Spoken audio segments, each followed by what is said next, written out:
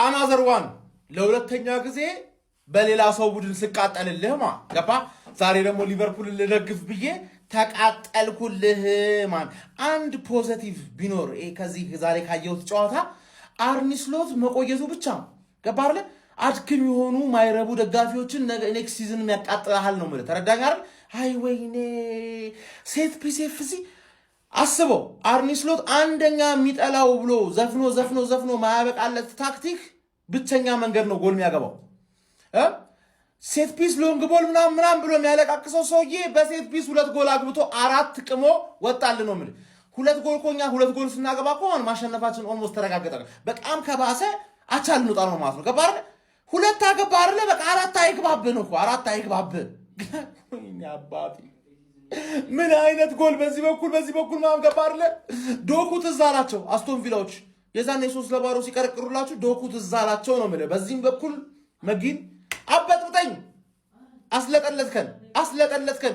ለነገሩ ማን ፖዚቲቭ ሳይዱ ቦርንማውዝ አሁንም ይወጥራል። አስቶን ቪላን ድሮም አናም ነው ከኤምሪ ሄዶ በልቅጦ እንደሚሰጥ ግልጽ ነው። ግን ቦርንማውዝ 4 ነጥብ ስለሆነ ቦርንማውዝ ይወጥራል። ማክሰኞ ነው ማለት ቻምፒየንስ ሊግ መግባት ይፈልጋል እኮ ቦርንማውዝ ይችላል ቦርንማውዝ። አስቶን ቪላ ሊቨርፑልን ማለት ነው እንደዚህ ቅፍ ነው ያደረገው 4-2 በጣም የሚገርም ጨዋታ ማን ሊቨርፑል እስከ 30 ምናምን ድረስ ነበር እየተጫወተ የነበረው ማን። ከዛ በኋላ ያ የተመታሶ የኬት እንዳመጡ ሮጀርስ ምን አይነት ጎል ነው የሚያገባው? ራሱን ጎል ዩናይትድ ላይ ያገባውን ጎል ደገመባቸው ሊቨርፑል ላይ። ከዛ በኋላ ጭንቅላታቸው ደነገጠ። ሰከንድ ሃፍ ላይ ሌላ ቲም ነው የሚመስሉት ሊቨርፑሎች። እንደዚህ ይጫወቱባቸዋል እንዴ! የሆነ ሰዓት እኮ ሙድ መያዝ ጀምሩ። ዝም ብሎ ባርክሌ ያውላ ሰው እያጠፈ 50 ሰው ያጠፋት ዝም ብሎ ቫንዳይክ ብቻ ነው ወኔ ያለው ተጫዋች። ቫንዳይክና አንጎማ ማን ጋክፖ የተባለ ሰውዬ ከሰው ልጅ አስተሳሰቡ ይዘግማል። በሁለት ያንሳል፣ በሁለት እጥፍ ያነሰ ሰው ነው። በጣም የዘገመ ሰው። ለምንድን ነው የምታስገቡት? ከዚህ በኋላ ባላዩ ደስ ይለኛል። ሊቨርፑሎች እንኳን የተሸነፋችሁ ገብቷችኋል። ማሸነፍ ካልቻላችሁ አቻ እንድትወጡ አልፈልግም ነበር። እንኳን የተሸነፋችሁ በርንማውዝ ማለት ነው አሁን ሲቲን አቻ አስወጥቶ ማለት ነው ሻምፒየንስ ሊግ ለመግባት ይፈልጋል ወይስ ደግሞ አሸንፎት በስትክክል ይገባል ሻምፒየንስ ሊግ የሚለውን እናያለን። ሊቨርፑሎች አሁን ሴፍ አይደላችሁም። የመጨረሻ ሳምንት ጨዋታ ግዴታ ማሸነፍ አለባችሁ። በርንማውዝ ይቻላል። ገብቷል አይደለም? አስቶን ቪላ ግን ሲቲን የመጨረሻ ሳምንት ላይ ሄዶ እኔ እንዲያሸንፈው ሊቨርፑል ዛሬ ያሸንፋል ብል ቪላ አሁን በሲቲ እንደሚሸነፍ ግልጽ ነው ማለት ነው። ግን ሊቨርፑሎች አችሉም ማለት አስቶን ቪላ ሻምፒየንስ ሊግ መግባቱን አረጋገጠ። ሰዎች ሊቨርፑልን 4-2 አሸንፎት እንግዲህ ሻምፒየንስ ሊግ መግባቱን አረጋግጧል። ሊቨርፑል ከሻምፒየንስ ሊግ ሊወጣ ይችላል። ይሁት በደረጃ ሰንጠረዡ ላይ አስቶን ቪላ 62 ነጥብ አለው። ያው እንደምታውቁት ከ1 እስከ 5 በአርሰናል ምክንያት እንግዲህ ቀጥታ ሻምፒየንስ ሊግ ይገባሉ እና አስቶን ቪላ ቢበለጥ እንኳን በሊቨርፑል ነው የሚበለጠው፣ ያው 5ኛ ነው የሚመጣው። ነገር ግን ሊቨርፑል 5ኛነቱን ራሱ ሊያጣ ይችላል። ምክንያቱም ከስሩ ቦርንማውዝ አለ 55 አለው 55 አንድ ጨዋታ ይቀረዋል ቦርንማውዝ፣ እሱን ሲያሸንፍ 58 ይሆናል። ቀጣዩን ጨዋታ ሊቨርፑል የሚሸነፍ ከሆነ እንግዲህ ሻምፒየንስ ሊግ ፉትቦል ሊያጣ ይችላል ማለት ቦርንማውዝ ያሸንፈው ደግሞ ቀጣዩ ጨዋታ ከብሬንትፎርድ ጋር ነው። ብሬንትፎርድ ደግሞ ለአውሮፓ እግር ኳስ እየተጫወተ ነው እንደምትመለከቱ። አስቶን ቪላ ከሊቨርፑል ጨዋታ ካመለጣችሁ በጣም ነው የሚያሳዝነው። ቢስሚላ እንዴት ያበደ ጨዋታ እንደሆነ ማለት ነው። በጣም ነው የተዝናናሁት። በተለይ ሰከንድ ሃፍ የነበረው ጌም የገቡት ጎሎች አይደለም የተሳቱት ኳሶች ራሱ እንዴት እንደሚያዝናኑ ማለት ነው። እና አስቶን ቪላ ሻምፒየንስ ሊግ መሳተፉን አረጋግጧል ማለት ነው። እና ቦርንማውዝ አሁን ቻንስ አለው። ቦርንማውዝ በቃ ሊቨርፑልን በልጦ ነው የማለፍ ቻንስ ያለው እና ከሲቲ ጋር ምናምን የሚወገምበት ምክንያት ይሄ ነው። አስቶን ቪላ ግን አሁን ማሸነፉ ምንድነው ችግሩ? ከሲቲ ጋር የመጨረሻ ጌሙን የሚጫወተውና ለምንም ነው ማለት ነው የሚጫወተው። ኦልሬዲ ሻምፒየንስ ሊጉን ካረጋገጠ በቃ ለምንም ይሆናል የሚጫወተውና የመጨረሻውን ጌም ተስፋ እንቁረጥ። ፓላስም እኛን የሚገጥመው ለምንም ነው፣ ቪላም ለምንም ነው የሚገጥመው ማለት ነውና ብቸኛ ተስፋችን የቦርንማውዝ ጨዋታ ነው። ከኛ አንግል ስናየው፣ ከሊቨርፑል ሳይድ ስናየው አርነ ስሎትን እቀጥላለሁ ብሏል እሱ ካስቀጠሉት በጣም ችግር ነው ብዬ ነው ማስበው። እኔ አሎንሶ እየጠበቃችሁ ነው። ቼልሲ ከሄደ ተበላችሁ የለም ማሰልጣኝ። ሊቨርፑሎች ቶሎ ቢያሰናብቱ ታሪፍ ነው ብዬ አስባለሁ። ጸዴ ነው በቃ ኡናይ ኤምሪ የሰራው ቲም ምናምን በጣም ነው የሚያምረው። አርሰናል ናፍቆኛል ቶሎ እስካዩ ድረስ። አረ ሰዎች እችን ሼባ እናስመርምራት፣ የማይገኝባት በሽታ የለም። በየሄደችበት እየተጋደመች ጨብጥ ጭብጦ አላዛር አባላዛር ማይገኝ 7-2 እየጠበቅኩ ነው ደግሞ ማለት 7-2።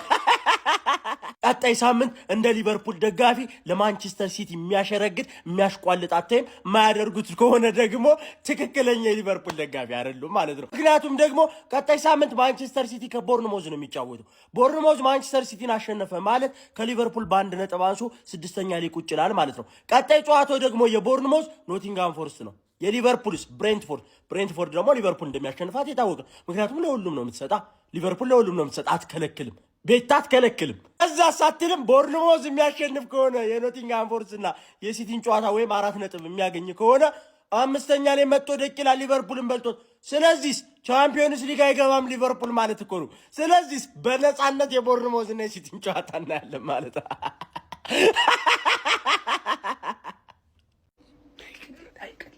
አይ ቅሌት ትልቅ ሰው ሲቀል እንዴት ነው የሚያስጠላው? አቤት ቅሌታምነት!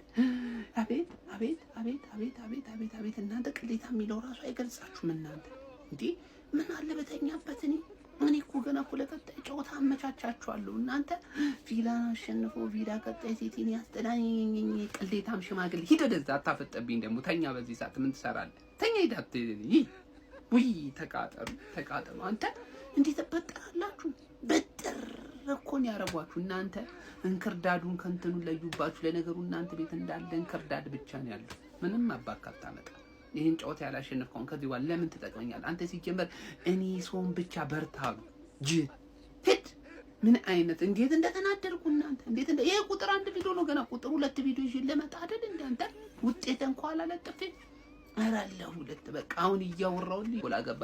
ተቀለብሱታላችሁ። ወጥሩ ተቀለብሱታላችሁ። ከዚህ በኋላ ነውራን ባለጌ ሆነች። ምን ተባብለን ነበር? አንተ ምን ተባብለን ነበር? ቪላን አሳቻ ሰዓት ጠብቀን ነጥብ አስጥለ ነው ቀጣይ ሲቲ ነጥብ ያስጠለልሃል። ወንድም ጥል አይዞህ አብሽር እንደው በርታ ምናምን አላልከኝም? ቪላዎች ያገቡት ጎል እንዴት አባቱ ነው የሚያምረው! ወይኔ የማጊን ጎል በተለይ ጆን ማጊን በቃ ተጠቡበት። ኳሷን እንዴት እንደ ዲጄ ነው እንደዚህ ይወላችሁ እንደዚህ የተጫወተባት። እሺ አስተቀባርጉ ማን የሮጀርስ ጎል ደግሞ ይለያል። ግን ዋናው ነጥብ ቪላን እናደንቃለን። ሽማግሌው ግን አንተ እርጅና በጣም ተጫጭኖሃል። እይታህ ልክ አይደለም።